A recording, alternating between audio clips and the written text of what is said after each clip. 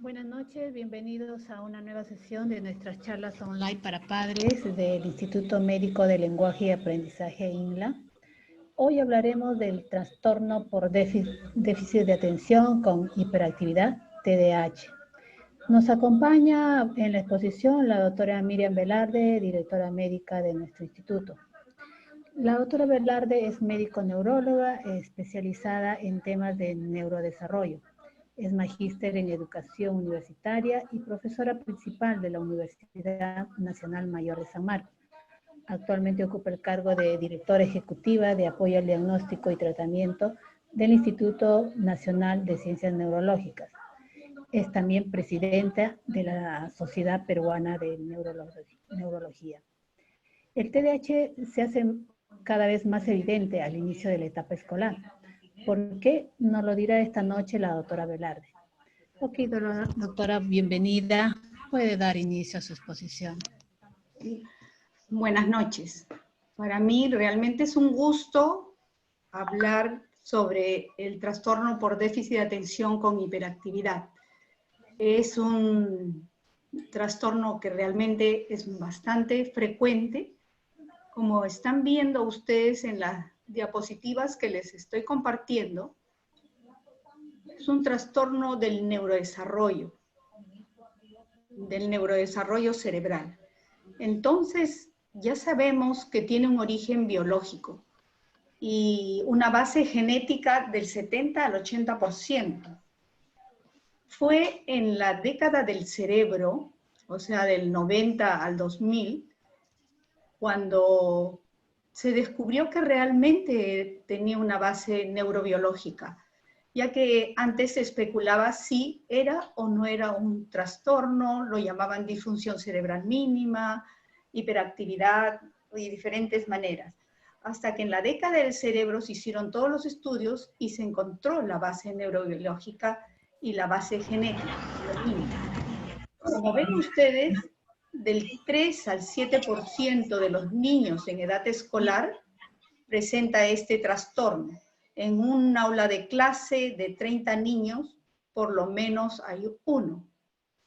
¿Y cuál es la característica? Se caracteriza por una conducta movida, inquieta, impulsiva, es distraído, inatento, y todo esto va a interferir en el desarrollo del niño. Si vemos la prevalencia a nivel mundial, tenemos este estudio de Polanski y se ve que no tiene interferencia ni la raza, ni la región del mundo, ¿no? Entonces hay una prevalencia del 5.3% a nivel mundial, ¿no? Y esta es una incidencia, tenemos del TDAH en la población neuropediátrica que nosotros vemos en el Instituto Nacional de Ciencias Neurológicas. Lo vengo haciendo desde el año 95, y esta es la estadística hasta el año pasado, el 19.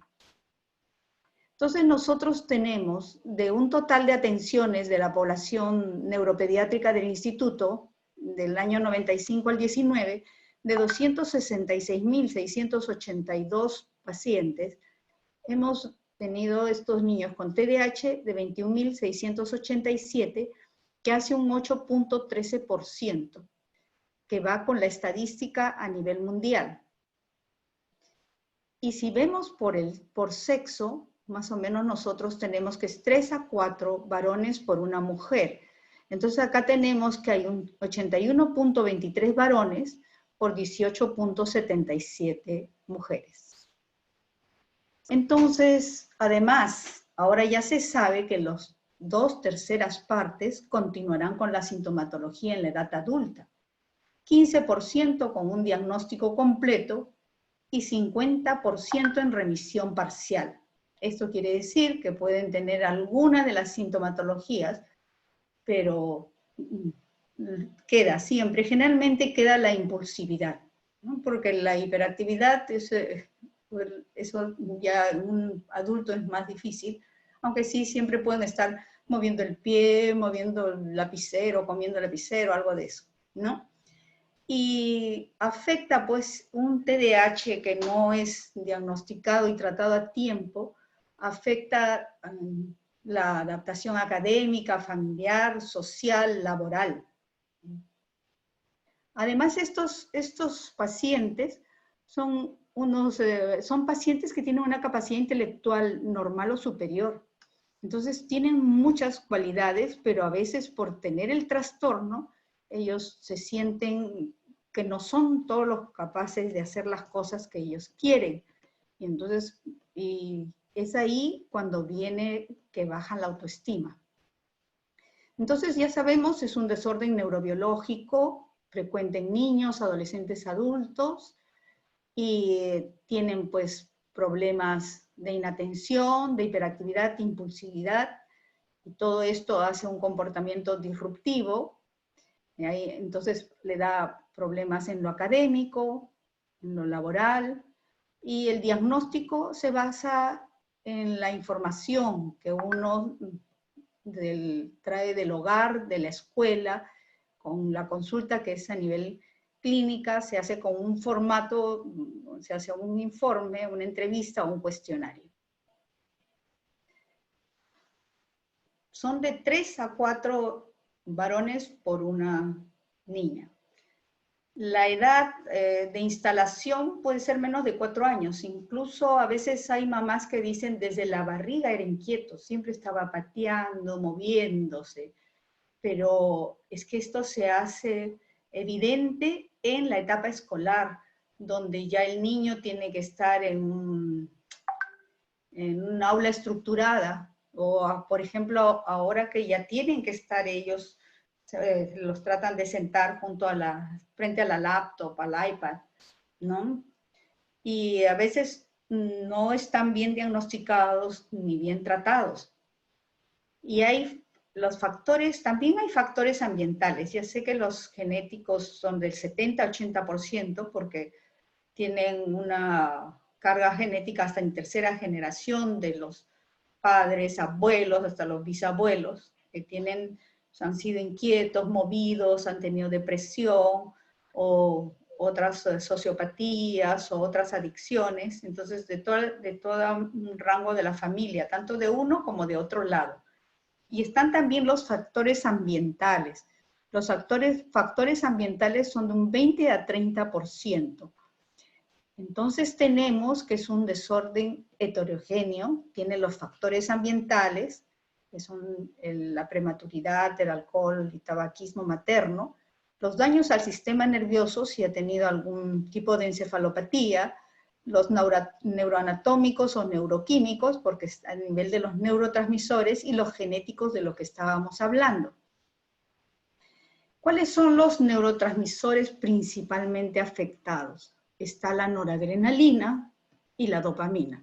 La noradrenalina, que es el que nos hace ver la atención selectiva, la dopamina, que también hace el refuerzo del comportamiento y es el que regula la actividad motora, la cognición. Miren, si ustedes vamos a ver acá, cómo es la acción de del niño con la dopamina y la noradrenalina. Normalmente cuando el niño recibe un estímulo, tenemos una neurona presináptica y la otra neurona postsináptica. Entonces, la dopamina y la noradrenalina tienen que pasar este espacio, que es muy pequeño entre las neuronas, y pasar hacia el otro lado para que el niño preste la atención debida. Eso es lo que normalmente debe hacerse, ¿no? Pero ahí hay un transportador. Pero, ¿qué pasa? Por ejemplo, a este lado es un niño con el TDAH y este otro lado un niño normal. Entonces, acá la noradrenalina y la dopamina pasan hacia la otra neurona y entonces el niño presta la atención debida. Pero, ¿qué pasa en ellos? El transportador capta a la dopamina y a la noradrenalina y no deja que pase el espacio intersináptico, entonces es que el niño por eso no presta atención. Entonces es un trastorno, como les decía, neurobiológico.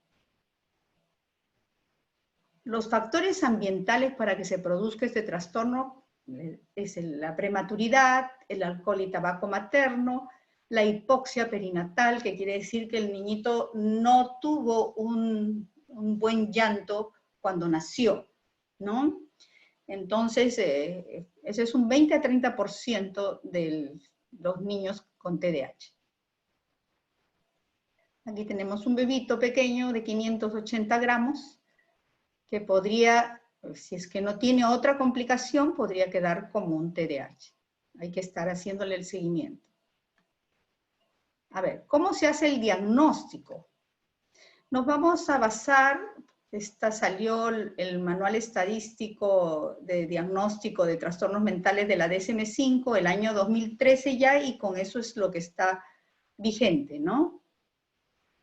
Entonces, es, en primer lugar, la anamnesis detallada. Quiere decir que es las preguntas que uno hace, ¿no? Al padre, a los padres, a los profesores, a las personas que viven con el niño.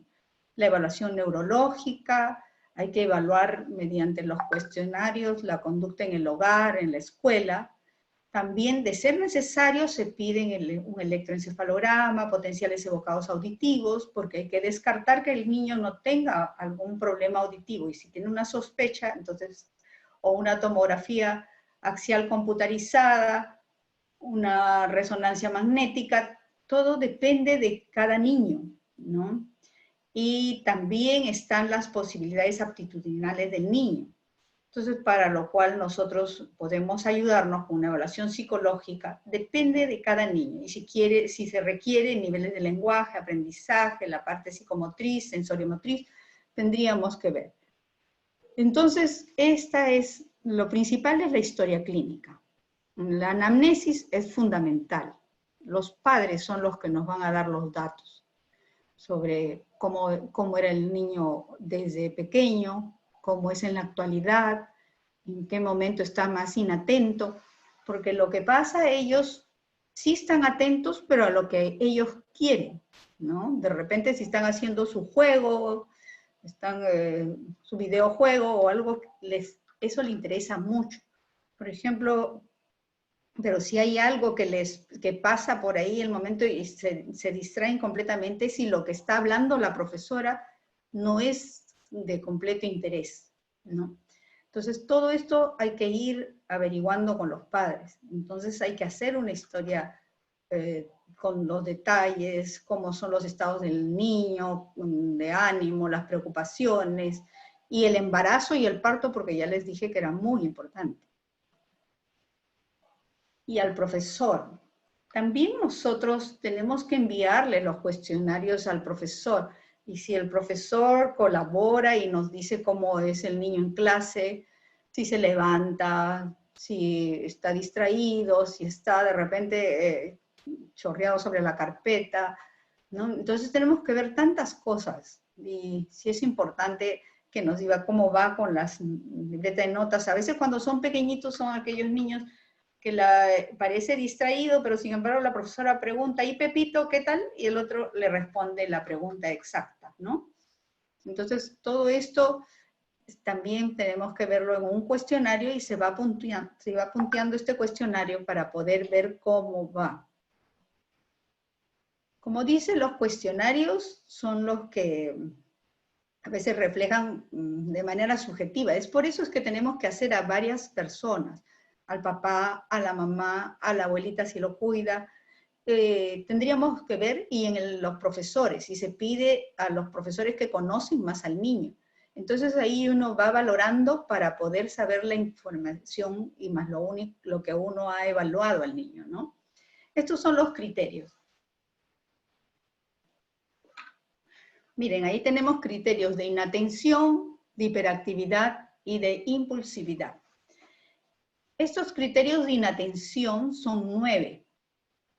Fracasa cuando tiene que prestar atención, se equivoca en tareas o juegos, parece no escuchar cuando se le habla, tiene dificultad para seguir instrucciones, no logra organizar sus tareas o actividades, evita o rechace tareas que le demandan esfuerzo mental, pierde las cosas, se distrae fácilmente, olvida sus actividades diarias. Como verán, son 9 ítems, ¿no? Entonces hay que valorar estos ítems y después la hiperactividad y la impulsividad. La hiperactividad es generalmente lo que llama más la atención cuando son niños pequeños, porque tiene que ser además más hiperactivo que los otros niños. Todos los niños son movidos, pero si esto ya perturba a su ambiente, entonces estamos hablando de una hiperactividad. Golpea con las manos o los pies, se levanta de su sitio en clase, es excesivamente corredor o trepador, tiene dificultades para permanecer quieto, a menudo está listo para partir o actúa sobre la marcha, habla excesivamente. Esto generalmente es de las niñas. Y en la impulsividad, interrumpe o completa una pregunta antes de ser consultado, tiene dificultad para esperar su turno, interrumpe o se entromete en juegos o conversaciones de otros. Estos otros 3 ítems de impulsividad son generalmente los que van a persistir en la edad adulta, ¿no? Entonces, generalmente. Entonces tenemos lo de inatención y los otros 9 ítems que son de hiperactividad e impulsividad. Y las presentaciones, según la DSM-5, se dice predominantemente inatento cuando tiene 6 o más ítems de inatención, predominantemente hiperactivo impulsivo cuando tiene 6 o más ítems de hiperactividad e impulsividad, y combinado cuando tiene de ambos, 6 o más de ambos, ¿no? De inatención y de hiperactividad e impulsividad. Entonces acá estamos viendo los niños distraídos, la profesora está hablando y él está en otra. Tenemos al hiperactivo impulsivo, esos siempre están en movimientos, eso era en mi hospital, en la pileta del hospital, y el niño siempre en movimiento, imagínense, colgándose. Y este combinado, también ven que es bastante inquieto y movido, que el niño se subió a la reja y saltó. La joven es la única que se dio cuenta, porque el joven que está ahí sigue con los pies estirados tranquilo, porque son muy rápidos. El examen clínico neurológico es un examen que no es que vamos a ver ni parálisis, no ningún signo que es neurológico severo. Son apenas signología que le llamábamos antes signos blandos, porque uno los puede revisar, pero de manera, no es nada muy llamativo.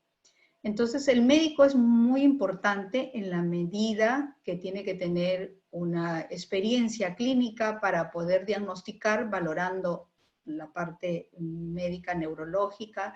También hay que valorar la información de los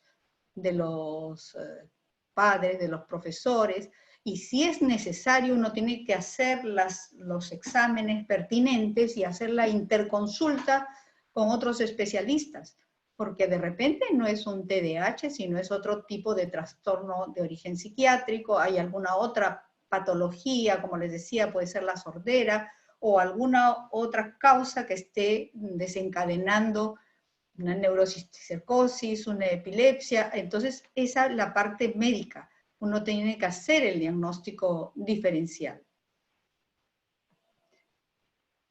Depende de cada caso, entonces nosotros tenemos que valorar. A la parte, si pedimos la evaluación psicológica, ya les he dicho que estos niños generalmente tienen una buena capacidad intelectual. Entonces, ellos nos van a dar cómo son sus capacidades intelectuales, su capacidad de adaptación, su interacción social, el grado de desarrollo de su desarrollo emocional y la parte de la familia. Entonces, nos pueden dar toda esa información.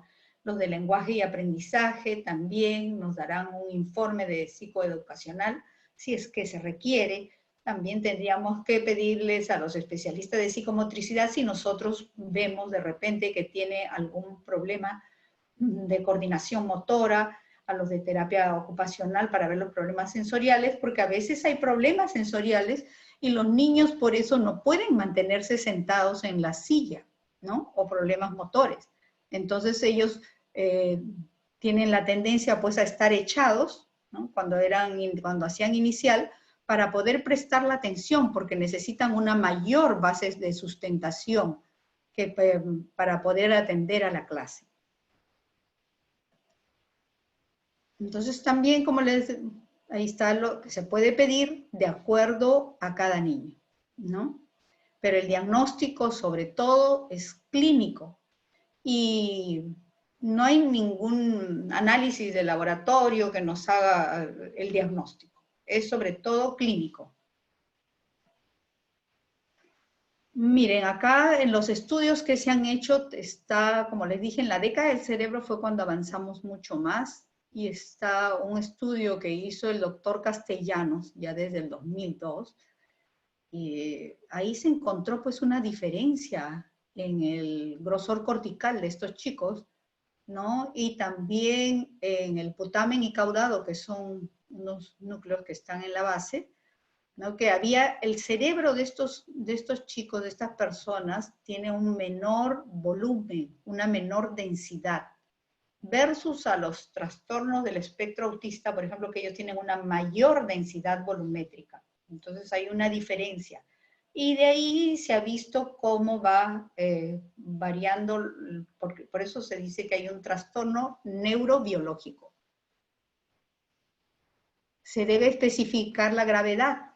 Puede ser leve, si tiene pocos o ningún síntoma, y además si esto no altera el funcionamiento del niño o del adulto, ya vea, o la función social o laboral, entonces se le puede diagnosticar y él puede saber qué es lo que tiene, pero si no hay alteración, ahí. Moderado si está entre leve y grave si hay muchos síntomas, pero además estos perturban su funcionamiento social o laboral y bajando la autoestima. Entonces hacen que un niño con este potencial intelectual de repente no pueda desarrollarse porque se cree incapaz, sobre todo cuando son los niños generalmente que los castigan y les dicen, tú no puedes, tú pierdes tus cosas, voy al colegio cada vez a recoger tu lonchera que te quedaste, o siempre están perdiendo, y entonces los hacen sentir como si fuera una persona que no puede responder. Antes había la DSM-4 revisada y la DSM-5, entonces ahora en la actualidad nosotros podemos diagnosticar el TDAH y el trastorno del espectro autista. Es que antes se pensaba o tiene trastorno del espectro autista o tiene TDAH, trastorno por déficit de atención. Pero ahora sabemos que también puede tener un niño con TDAH, también puede tener un trastorno del espectro autista. Y los niños para realizarse tienen que presentar los criterios que le dije, pero en los adolescentes y adultos, porque antes también se pensaba que el TDAH solo era de niños, pero ya les dije que hay un 30% que persiste, 30-40% de manera completa y un 15% en remisión parcial. Entonces, pero en los adultos ya no pedimos tanta sintomatología, sino son 5 síntomas. ¿Cuál es el tratamiento? A ver, cuando nosotros ya hemos hecho todos los pasos del protocolo, entonces debemos pasar a ver qué vamos a hacer, ¿no? Si vamos a medicar o no. Todo esto depende de cómo está el niño.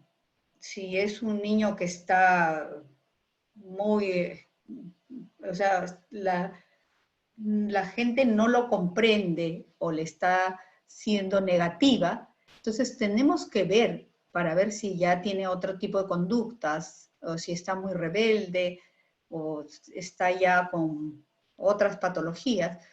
Por eso es que tenemos que saber, pero de acuerdo a cada niño, ¿no? Lo ideal es hacer el diagnóstico cuando son pequeños. Y la base es esto, la psicoeducación, la terapia psicológica y la farmacología. Entonces nosotros tenemos que empezar. Si es un niño pequeño, o dependiendo, como le digo, del caso, uno tendría que ver con las intervenciones cognitivas. Entonces tendría que incluir todo lo que es rehabilitación cognitiva y el entrenamiento de las funciones ejecutivas. Entonces, todas las intervenciones conductuales, ¿no? Para las habilidades sociales, la resolución de problemas, las intervenciones en los problemas educativos, las áreas sensoriales, psicomotoras. O sea, es lo primero que nosotros tendríamos que ver si es que la situación del niño no es así con demasiado negativa. Pero también está la parte farmacológica. Antes de eso quisiera decirle, más o menos en los protocolos de atención, cuando uno ve, para poder entrar a la parte, la terapia cognitivo-conductual, por ejemplo, ¿cuánto tiempo debe durar? No puede durar un año, es demasiado, porque si no, uno no tiene un resultado más o menos en 4 meses, entonces uno debe seguir el paso siguiente, que es la parte farmacológica, porque más o menos en 4 meses uno tiene que revisar el caso para ver si es que está dando resultados. Si da resultados, sigue con la parte conductual, que es importante, ¿no? Dentro de la parte farmacológica están los estimulantes, el metilfenidato, las anfetaminas. Nosotros en el país tenemos metilfenidato, es en primer lugar, y los no estimulantes como la atomoxetina, los estimulantes del estado de alerta como el modafinilo, los antipsicóticos como la risperidona. Pero todos estos tienen, como le digo, los de primera elección. En primera elección están los estimulantes del metilfenidato, anfetaminas, y no estimulantes como la atomoxetina. ¿Qué es lo que hace el metilfenidato? Es el que bloquea la recaptación de la dopamina en el espacio sináptico que les hablé. Entonces hace que se concentre esta dopamina en el núcleo estriado, en la corteza prefrontal, entonces el niño presta atención. Y mejora la sintomatología en un 70-80%. Es de ahí que es como la situación es, cuando se hace un buen diagnóstico de un niño, tienen una mejoría de un 70-80%. Y esto se tiene que dar pues de manera progresiva, poco a poco, con el mismo cuidado que uno toma para poder, no es que queremos tener un niño pues como un robot, tenemos que tener un niño que tenga las habilidades pero que esté atento.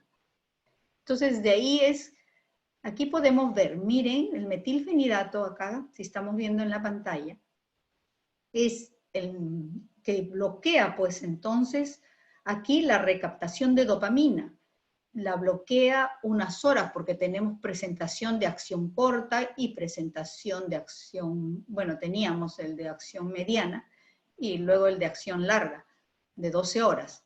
Entonces va bloqueando y hace que la dopamina persista en el lugar y pueda pasar a estimular a la neurona para que el niño preste atención. Lo bueno es que en las últimas publicaciones se ha visto que cuando uno empieza el tratamiento en la edad escolar, entonces va a hacer modificaciones al cerebro y a pesar de que después ya no necesite la medicación, el chico ya va a lograr prestar atención. Pero los adultos también que toman el metilfenidato, Adderall, que es otro medicamento, pero no lo tenemos en el país, eso también generalmente va con los adultos, ellos ya lo toman de la manera que ellos lo necesitan. Para los niños sí les damos para lo que es el periodo escolar, ¿no?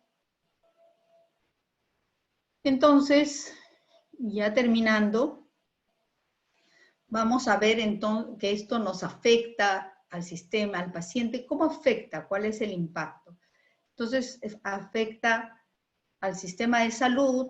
Hay aumento de los accidentes al 50%, de ingresos a los servicios de emergencia, hay más choques automovilísticos, hay más expulsiones de la escuela, abandono, bajo nivel ocupacional, abuso de sustancias, ¿no? Y que les es más difícil abandonar cuando empiezan.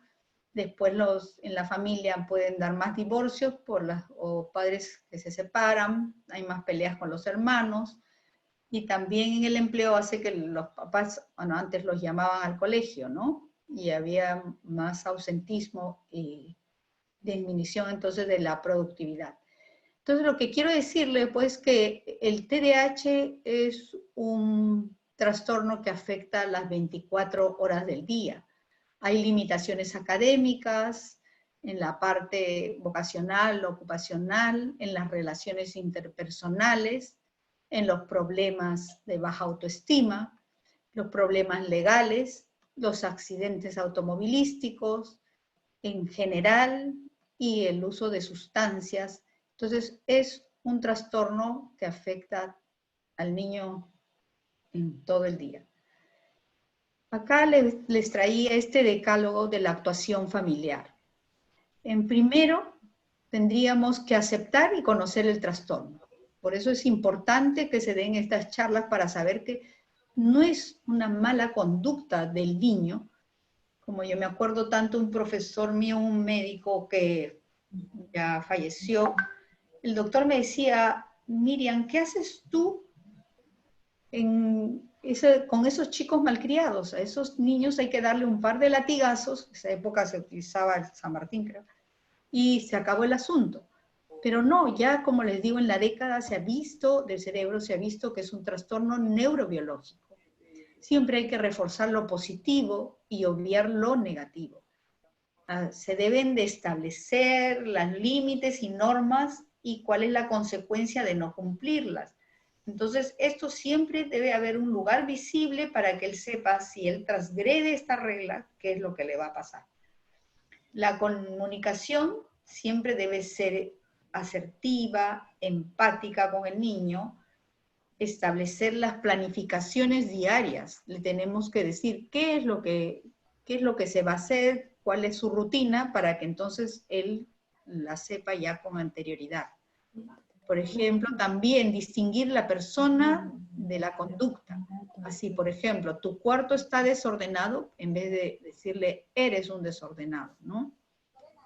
No olvidar que los padres son los mejores modelos de seguir. Ya sé que como tiene una alta carga hereditaria, de repente uno de los padres también puede ser un TDAH y puede ser bastante impulsivo. Entonces es ahí que se tiene que trabajar con la parte psicológica, emocional, para ver con un taller de criar, por ejemplo, ¿no? Que parece que va a empezar la próxima semana, vamos a ver. Entonces es muy importante porque los padres son los modelos. El contacto continuo entre la familia y el colegio y las profesoras en este momento, para poder ver qué le está dando a su hijo, porque de repente no lo estimula lo suficiente. Mejorar su autoestima, que siempre hay que estar viendo qué es lo que él hace muy bien, para que entonces sus hermanos vean que él también es muy bueno en algo, ¿no? Y la paciencia y constancia es lo que mejora la relación familiar y es la mejor arma. Bueno, esto era lo que yo quería hablar del TDAH, ¿no? Entonces, a ver.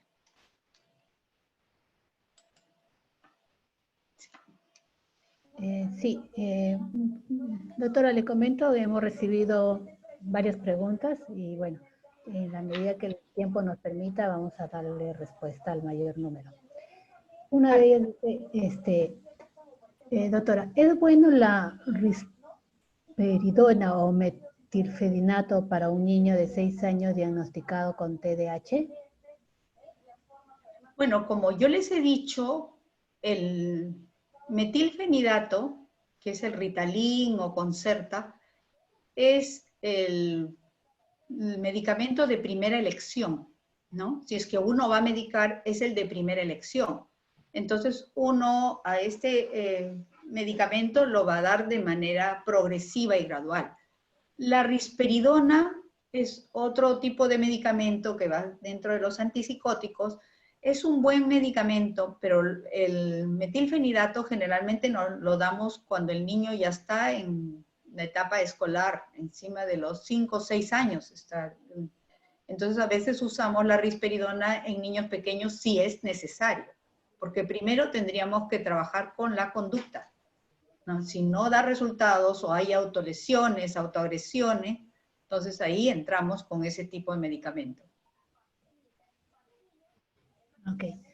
Otra consulta dice, doctora, mis 2 hijos varones tienen mucha energía y me gustaría saber tips para canalizar bien dicha energía. ¿Qué recomendaciones le podemos dar a esta mamá? Yo me imagino que ahora en esta etapa de cuarentena, ¿no? Que todos estamos pasando estos momentos, para ellos es más difícil todavía, pero hay que planificar actividades. Entonces, planificar actividades del día para mantenerlos ocupados. Ellos pueden ayudar en la casa, ayudar, por ejemplo, a pelar las arvejitas, ayudar a barrer. Hay que ponerle cuando son pequeños, ¿sí? Ellos van a querer ayudar en la casa, tienen que hacer sus tareas, entonces, y darle otras recompensas, ¿no? Que se puede hacer, y ahora que ya están dejando que salga el niño con todos los cuidados, puede salir a dar los 30 minutos que puede pasear, ¿no? No pasando 500 metros. Ok, doctora. Otra consulta dice, ¿cómo ayudar a los episodios de ansiedad de un niño con TDAH? Los episodios de ansiedad del niño con TDAH podría ser porque no tiene las pautas claras. Entonces, habría primero que contenerlo, pero no ponerse al nivel de él, porque si él grita y nosotros gritamos más, todo esto se va a agudizar. Por eso es tan importante la terapia conductual, qué es lo que la mamá, el papá, el cuidador tiene que hacer con el niño, porque o dejarlo en un momento solo en un sitio que no se lastime, porque eso es hasta que se calme y él va a decir después, disculpa mamita, disculpa papito, no lo quería hacer, pero se sienten ellos también culpables, por eso es que tendría eso que manejarse con la parte conductual. ¿Sí? ¿Y a qué edad se diagnostica el TDAH, doctora? Es otra consulta que nos realizan. El TDAH generalmente se diagnostica en la etapa escolar, porque es en la etapa escolar que ya el niño tiene que cumplir un rol, tiene que cumplir, por ejemplo, las tareas, tiene que estar atento, tiene que estar en un aula que debe estar estructurada. Ya sé que ahora son las aulas virtuales, pero tiene que estar, le exigen que esté atento, por ejemplo, a la pantalla. Pero para un niño con TDAH esto es bastante difícil, si es que lo que está hablando la profesora no es lo que le interesa. Entonces se distrae que hay una bulla de la hermanita o que está jugando o pesa el perro y se distrae. Entonces, pero también es la edad frecuente. Pero como les decía, puede uno saber de una hiperactividad desde la barriga, si era muy inquieto, o si es un bebito que era muy a veces irritable, no duerme bien, porque estos niños generalmente duermen poco. Son los últimos que se acuestan en la casa y los primeros que se levantan. A veces hay una fiesta en la casa, o antes había una fiesta y el niño se quedaba ahí con los adultos y en la mañana ya estaba levantándose pidiendo su leche, ¿no? Entonces, es que ellos tienen una mayor energía que los demás. Doctora, ¿y es necesario la medicación con la nueva modalidad de enseñanza actual? La Miren, si el enseñanza virtual. niño, sí, hay que ver. Por ejemplo, si el niño está con la nueva modalidad actual frente a la computadora y el niño atiende y va perfecto, no necesita la medicación. Pero si el niño, en las horas o el tiempo que le están dando de las clases virtuales, igualito se para, se levanta, no cumple las tareas, entonces él tiene que estar con la medicación, porque es un trastorno del neurodesarrollo. Entonces, para que él pueda aprovechar estas clases. Ok. ¿Se puede interpretar el movimiento constante de las partes alternantes del cuerpo de un niño como hiperactividad? Consulta a una mamá. ¿Qué quiere decir de repente que mueve una mano, después otra mano o la cabeza? Me imagino que a eso se refiere. Pero la hiperactividad no es así. El niño hiperactivo es movido, todo él, inquieto. No vaya a ser que esté con un síndrome de tics, un Guillain-Barré, alguna otra cosa. Mejor sería, habría que ver al niño para ver qué cosa está diciendo la mamá, pero no es que el chico esté moviendo solamente una parte del cuerpo, ¿no? Es diferente en el adulto. En el adulto sí, como el adulto tiene que estar sentado, entonces el adulto sí puede estar moviendo, por ejemplo, la punta del pie, ¿no? O como le decía, cascando el lapicero, ¿no? Cuando está moviendo el lapicero, eso es. Pero el niño no, el niño siempre se mueve todo, está dispuesto a partir, a correr, en el que es hiperactivo. Pero no confundamos porque también está el niño que es desatento. Y el niño que es desatento es que como que está en la luna, ¿no? Aparentemente está tranquilo, quieto, pero sus pensamientos están en otro lado. Si no le hace, si él no le interesa lo que están hablando, él va a estar con la mente en otro lado. Entonces ahí está el problema. O no va a poder hacer correctamente las cosas. Ok, doctora. Bueno, una mamá tiene la inquietud en cuanto a la duración del tratamiento. ¿Hay un periodo para el tratamiento? El tratamiento se da de acuerdo a la necesidad. Por eso les decía, generalmente ahora con los estudios que ya se han hecho a nivel cerebral, se sabe pues que el tratamiento, lo ideal es empezarlo cuando es pequeño, porque cuando es pequeño, cuando está en la etapa escolar, uno va a poder modificar esas conductas y de ser requerido el tratamiento farmacológico también se tiene que dar con la seguridad del caso, porque ya sabemos que puede modificar también la parte cerebral. Y en el adulto ya es de otra manera. Hay una persistencia del TDAH en la adultez, ¿no? Que sabemos que persiste hasta un 60%, 15% con remisión parcial, que estábamos diciendo, pero en el adulto lo utiliza, por ejemplo, para lo que él necesita. Por ejemplo, yo tenía un paciente que era muy impulsivo, entonces su esposa me pidió que para la parte, cuando él tuviera un directorio, entonces ahí él pudiera recibir la medicación para que no tomara las decisiones de manera impulsiva y no pudiera tener conflicto en su empresa. Entonces él lo tomaba para eso. Otros pacientes lo toman porque tienen una sobrecarga de trabajo y tiene que tomarlo a esas horas. O sea, con el adulto es diferente, con los niños es en la época del colegio. Entonces, pero cada caso es individual. No podemos saber si va a seguir el adulto, si va a seguir el niño medicándose o de repente con todo el tratamiento y la terapia que ha recibido de pequeño o en la etapa escolar es suficiente y ya él encontró la manera de poder prestar la atención debida. Un padre consulta, mi hijo de 3 años se distrae con facilidad a la hora de atender sus clases virtuales y hacer sus tareas. A veces no hace caso a lo que le pedimos y reniega constantemente. ¿Qué podemos hacer? Pero es un niño pequeñito, pues, es un niñito de 3 años. Acuérdense que la Academia de Pediatría nos dice que los niños no pueden estar frente a la computadora hasta los 2 años, ¿no? Y ahora ya a los 3 años tienen clases. Entonces es lógico que él todavía esté en otra etapa. Él quiere jugar de repente con sus bloques, con sus carritos. Entonces eso tiene que ir poco a poco. ¿Sí? No podemos obligarle a un niño tan pequeño todavía que esté sentado ¿cuántos? 15 minutos, 20 minutos o 30 que dura la clase. Entonces, él poco a poco hay que ver, si es demasiado, ya tendrá pero primero hay que, porque es un niño muy pequeñito.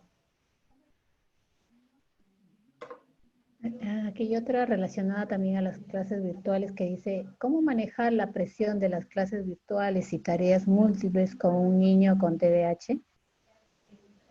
Bueno, para un niño con TDAH ya sabíamos que en una clase normal de 45 minutos, los niños tenían una atención a lo más de los 30 minutos. Y se le pedía siempre al profesor, a la profesora, que a ellos les encargaran, por ejemplo, si había que repartir los cuadernos o repartir lapiceros, ellos fueran los encargados o de borrar la pizarra, eso es lo que se les pedía, para que ellos se paren y puedan estar en actividad, ¿no?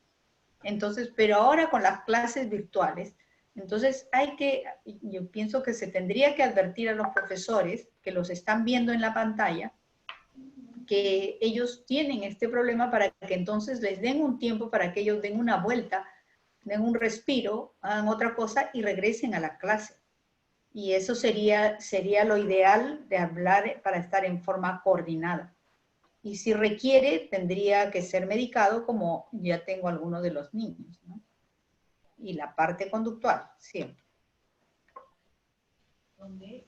Doctora, ¿y cuáles son los criterios diferenciales entre el TDAH y el TDA? TEA o TDA. El TEA, perdón, TEA. Ajá. Bueno, lo que pasa es que el trastorno del espectro autista es un trastorno en el cual está comprometido sobre todo el paciente, no le interesa la relación social, ¿no? O de repente como, bueno, también en el trastorno del espectro autista está el síndrome de Asperger, ¿no? Que son los autistas que tienen una buena capacidad. Ellos más bien sí quieren socializar, no lo saben cómo hacer, pero además ellos también tienen unas estereotipias, algunas manías, ¿no? Algunas ideas fijas. En el paciente con TDAH es un paciente que puede ser inquieto o no, que generalmente son impulsivos y se meten, no miden la consecuencia de sus actos, son proclives a tener accidentes y ellos, los TDAH, generalmente a veces tienen actividades arriesgadas y ellos sí pueden tener habilidades sociales, pero a veces tampoco no mantienen a los amigos, ¿no? Por lo que son impulsivos. Pueden hablar cosas que no van. Ok, doctora. ¿Los niños con TDAH desarrollan a futuro alguna enfermedad mental? Lo que los niños con TDAH no son niños, como les decía, con un trastorno del desarrollo. Son gente normal, con una capacidad intelectual buena o superior, y lo que pueden tener es comorbilidades. No es que desarrollen una enfermedad mental, sino pueden tener comorbilidades. Si es que no tienen una buena autoestima, pueden ir a la depresión, pueden tener un síndrome ansioso, pueden ser otro tipo de trastornos, y si tienen, los que no son tratados pueden ser muy proclives de ir al abuso de sustancias, ¿no? Entonces, no es que la medicación les haga esto, sino eso está en la parte genética, porque ellos tienen esa tendencia, porque si son, como les digo, eternamente castigados, ¿no? Doctora, ¿hay un niño con TDAH también son considerados niños con NEE? Bueno, escribe así la mamá. ¿Usted lo entiende? NEE. Con necesidades educativas especiales, NEE. Sí, ¿Así? NEE. Sí, así está. Ya. Lo que pasa en otros países, yo expido certificados o una constancia de atención con el diagnóstico, pero acá en nuestro país también, por ejemplo, en los bachilleratos internacionales. En los bachilleratos internacionales, cuando uno le da el diagnóstico que es un niño que tiene un TDAH o TDA, entonces ellos le dan más tiempo para que resuelvan el examen, a diferencia de los otros niños. Eso también pasa en las universidades del extranjero. Nosotros el año pasado, ya felizmente a iniciativa de unos padres, se ha creado una ley de protección a los del TDAH. El día del TDAH es el 9 de julio, si mal no estoy. Y entonces ya ahora a muchos colegios uno le puede dar un certificado para que tengan la paciencia de vida con él, ¿no? No lo carguen de tareas o le puedan dar un mayor tiempo para tomar examen o vean el tipo de preguntas que no sean, que sean mucho más específicas. No, sí, ahora es factible, pero tiene que hablar uno con el colegio y tener el diagnóstico médico, ¿no? Pero en el CONADIS no van a dar como un certificado de discapacidad al niño con TDAH, ¿no? Porque si tiene una capacidad intelectual normal todavía no lo ponen ahí. Doctora, y una mamá consulta, ¿cómo puede diferenciar un niño inquieto con un niño con TDAH? Como les digo, si el niño con TDAH es un niño que está en movimiento en todo sitio, tanto en la casa, en el colegio, si va a la iglesia, también está en la iglesia moviéndose porque su cuerpo no le permite que esté quieto. Mientras un niño inquieto, si uno lo pone y le dice de una manera, pues en tal sitio tienes que portarte bien, y él es un problema de conducta, lo vamos a ver, porque él en lo que si él tiene el interés o sabe que ahí en la iglesia no puede estar corriendo por los pasillos, no lo va a hacer, ¿no? Es diferente. Entonces, y el TDAH no lo puede controlar. Así cuando antes le castigaban, por ejemplo, mirando a la pared, porque le dice el profesor, tú eres muy movido, has hecho tantas cosas, entonces lo sentaba mirando a la pared y le dice, él no puede aguantar estar mirando a la pared, que es nada. Él va a voltear y lo van a volver a castigar y es así. Pero si el niño inquieto sabe que a él lo van a castigar, ya se queda pues los minutos que le han dicho que se quede quieto mirando a la pared, ¿no? Entonces hay que ver, pero él es diferente.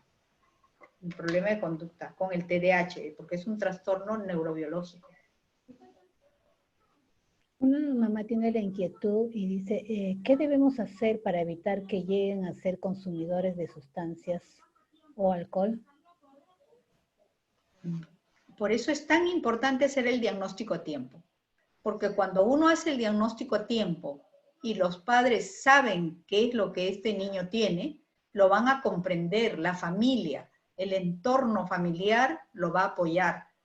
Entonces, y si este niño requiere la medicación, les cambia la vida, porque entonces ellos se dan cuenta cuáles son sus habilidades, de lo que son eternamente castigados o que tienen las notas bajas, comienzan a tener los primeros lugares. Pero a veces no es necesario que tenga el primer lugar, con tal que rinda bien y él sabe que va a cumplir, que va a hacer sus tareas y que va a hacerlo bien. Entonces ya su autoestima va mejor y el chico al ir y saber que él es capaz, él ya no va a incurrir en el alcohol, en las drogas. Por eso es importante diagnosticarlo y saber qué es lo que tiene nuestro hijo. No es que él sea un niño malo o que él lo quiera hacer, sino es una situación que es neurobiológica y nos viene pues en la herencia genética, tanto de uno como el otro lado, hasta la tercera generación.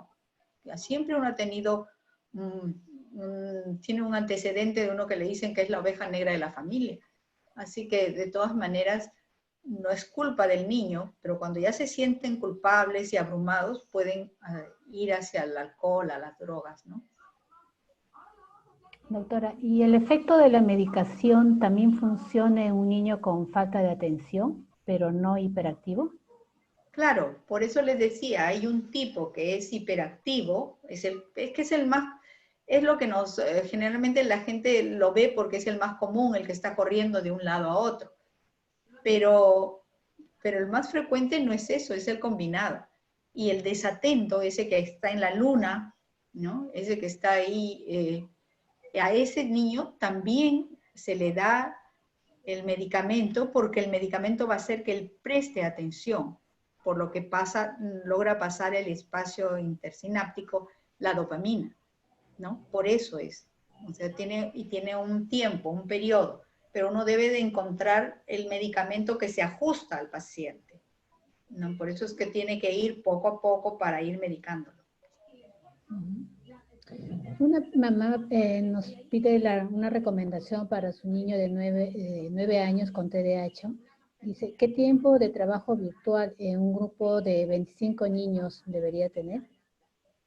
Como les decía, lo importante sería conversar con la profesora para que le deje los minutos que él tenga en el trabajo virtual, le deje que él se pare, se levante y vaya, de repente se lava la cara, regresa, entonces para que lo deje que él salga de la pantalla para poder ir a hacer alguna pequeña actividad, puede ser, ¿cuánto durará? 10, 15 minutos, no sé, como les digo, en la parte presencial generalmente era 30 minutos que ellos duraban, ¿no? Hay otra mamá que consulta, bueno, y con esto ya vamos a dar por finalizado, dice, Sí. ¿qué tiempo debería consumir o debería recibir el medicamento un niño de 7 años? Les vuelvo a repetir, esto no lo podemos saber, depende de cada niño. Generalmente uno medica en las horas de clase y cuando ya no está en clase en el verano, uno lo deja de medicar, al menos salvo que la familia lo solicite porque él es difícil la convivencia familiar. Pero en la mayoría de los casos, uno deja de medicar en las épocas que no tiene clase el niño. Entonces, y cuando regresa, si uno ya ha visto cómo ha ido el año anterior y ha terminado bien en diciembre, entonces uno trata de ver cómo le va en el verano y cuando regresa le dice a la mamá, todavía no comience la medicación, vea cómo le va el primero y el primer bimestre, ¿no? Cómo le va el primer bimestre de clase y de ahí veríamos, si le va bien, entonces el niño sigue adelante. Pero cuando uno hace la prueba de quitar la medicación, no debe ser al final del año, ni en el medio. Es al inicio que uno debe hacer la prueba de quitar la medicación para ver si lo necesita o no, porque si no va a ser frustrante para este niño, ¿no? Ok, doctora, bueno, con esto vamos a dar por finalizada su participación. Gracias, estuvo muy interesante. Bueno, Sí. antes de finalizar la charla de hoy, queremos compartir la información en torno a que ya hemos aperturado los servicios de teleasistencia en conducta, lenguaje y aprendizaje. Y la información pueden tenerlo a través de nuestra página web o por nuestras redes sociales. Bueno, con esto sí ya damos por finalizada la reunión de hoy. Gracias y hasta el próximo miércoles. Buenas noches. Bueno, muchas gracias, hasta luego, nos vemos, ¿no? Hasta luego.